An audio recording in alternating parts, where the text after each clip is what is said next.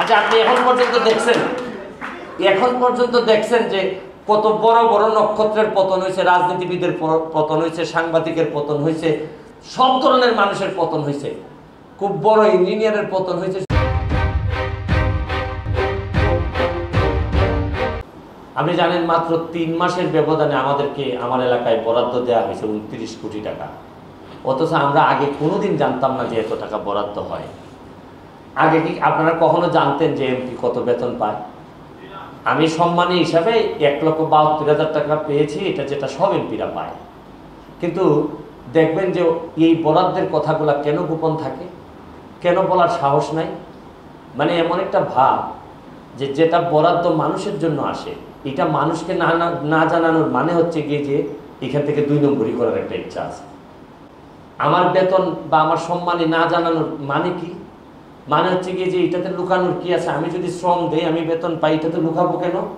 এর মানে হচ্ছে গিয়ে এখানেও কোনো 2 নম্বরের একটা, হয় আপনি 2 নম্বরই করতে চান, আর নাইলে এই সিস্টেমটাকে আপনি অ্যাডপ্ট করছেন যে আপনি সব 2 নম্বরদের সাথেই চলতে চান, এই জন্যই আপনি জানাইতে চান না। তা আরও একটা বিষয় কি জানেন, ইঞ্জিনিয়ার যারা, আপনারা তো ডিপ্লোমা ইঞ্জিনিয়ারের দিকে যাচ্ছেন, ইঞ্জিনিয়ারদেরকে আমি খুব ভয় পাওয়া শুরু করছি এমপি হওয়ার পর। আমি আগে বুঝতাম না।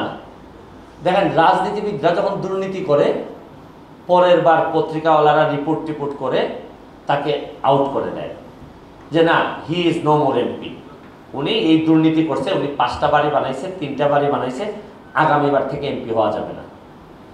যখন অন্য একজন দুর্নীতিবাজকে আপনি ধরলেন, ব্যবসায়ী, তাকে আপনি দুদক দিয়ে তারে আপনি জেলে পাঠিয়ে দিলেন।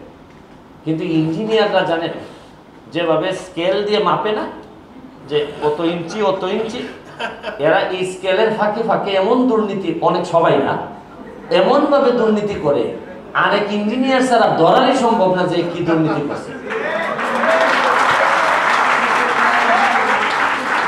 এবং আপনি এখন, আমি ব্যারিস্টার মানুষ, এখন আমারও দায়িত্ব দেওয়া হইলো একজন ইঞ্জিনিয়ারের দুর্নীতি ধরার জন্য।